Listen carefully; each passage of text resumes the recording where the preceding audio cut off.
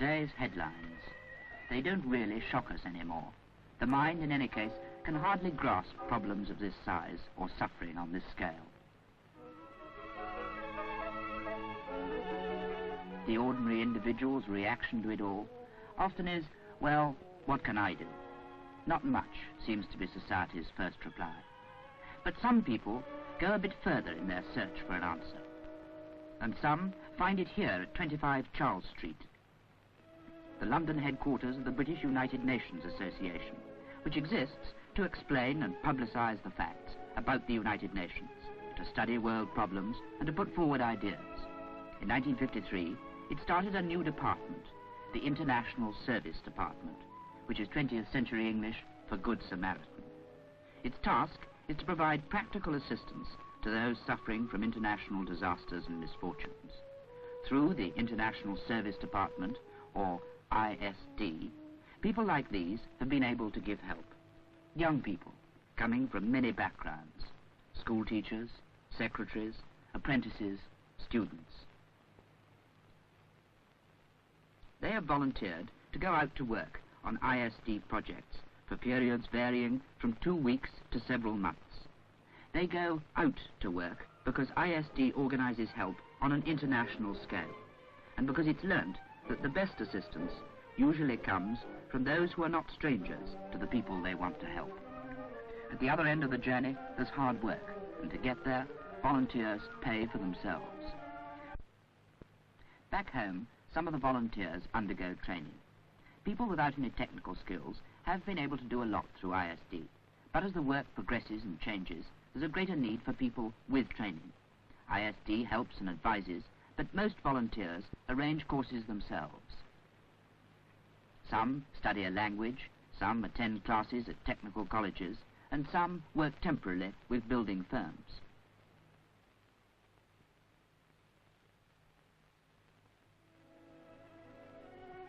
In the London office, a small permanent staff directs operations. At the start of it all, in 1953, just 11 volunteers went to Holland. Today, working through United Nations associations in many countries, ISD coordinates the work of nearly 1,000 volunteers from over 30 nations, as far apart as India, Thailand, Ghana, Scandinavia, and America, as well as Great Britain, and it plans new projects.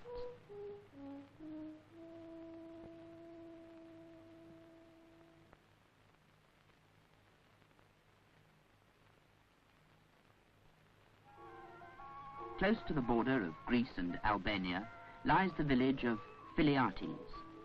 Reached only after miles of dusty roads, Filiates is in one of the poorest provinces of Greece. Into this village, and others like it, filtered the families who fled from oppression in Albania.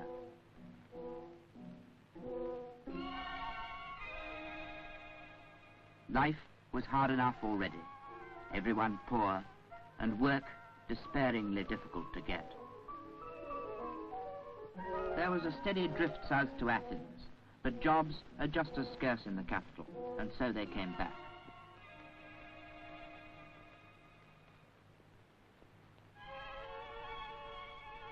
Back to live in the crumbling ruins which were once houses.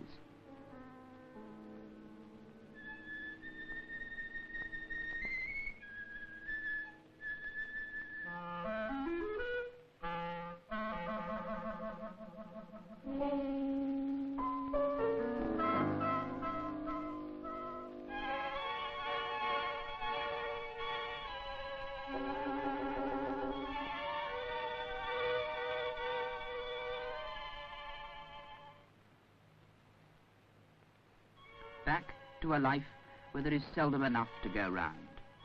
In this world, the rhythm is unchanging and slow. Poverty brings indifference and mistrust, and the sun breeds apathy.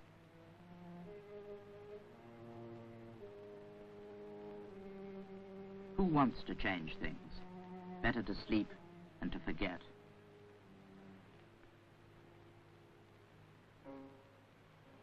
In 1961, at the suggestion of the Greek government, and in conjunction with the World Council of Churches, ISD started Project Filiates. Out of this village of poverty and suspicion, they are helping to forge a workable community.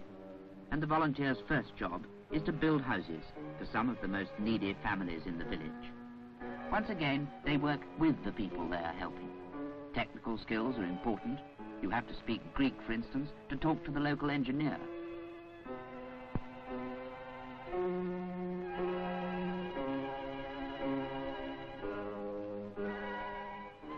But to use skills, one needs raw materials. Loading sand in this heat takes more stamina than technique, and a lot of stamina.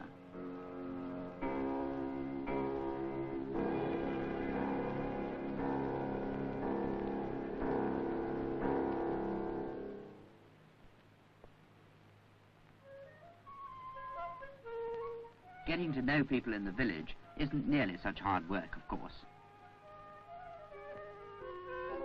After a while, it's sometimes difficult to know just who is supposed to be looking after who.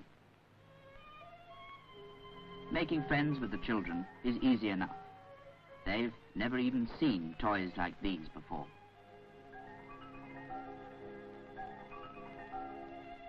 And snakes and ladders seems to mean something to Grandfather, too.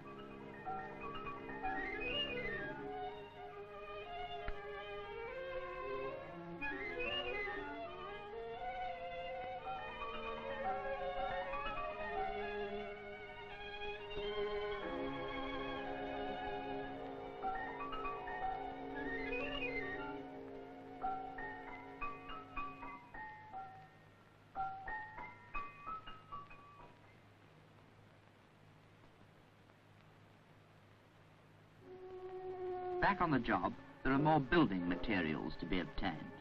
In Austria, volunteers make their own bricks, but here, even the rock has to be blasted.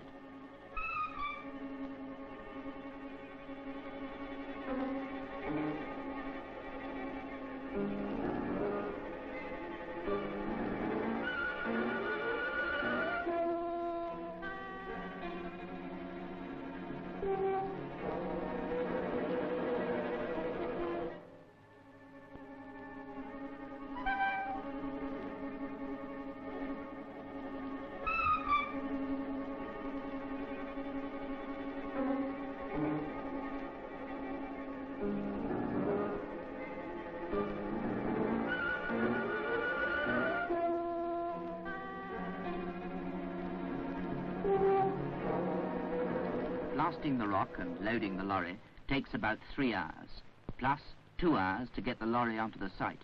The road has to be levelled first. And each house will need about 8 lorry loads. Of course, if some people hadn't clubbed together and bought the lorry for ISD, it wouldn't be possible at all.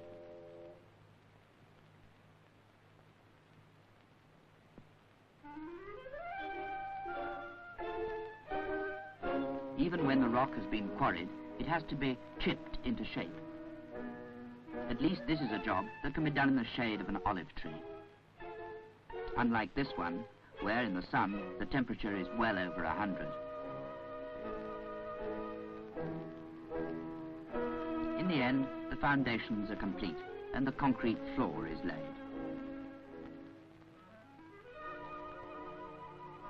The tea break mayn't be quite the same, but it's just as welcome.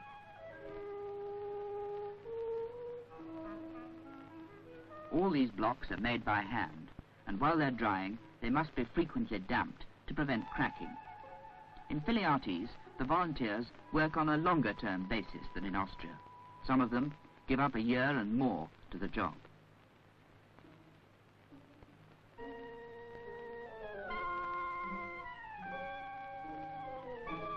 And in the tough conditions, it takes a long time even to build this much. Meanwhile, life for the 3,000 inhabitants of the village goes on. Building houses is only a start. ISD also has a skilled community development team to enable and to encourage the people to help themselves. Building of any sort isn't only slow, it takes money.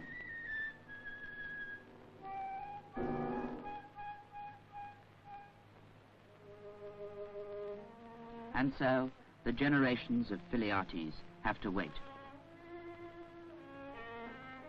The grandmother patiently spinning. The mother with a resignation more or less untouched by hope. But what of the next generation? For him, there could be something better. In London, ISD is continually planning not only to build, but to try to meet the needs of people who suffer because of international tensions or natural disasters, whatever and wherever they may be. More funds are needed, and more trained and professional volunteers, especially long-term volunteers like these two, who are prepared to go further afield.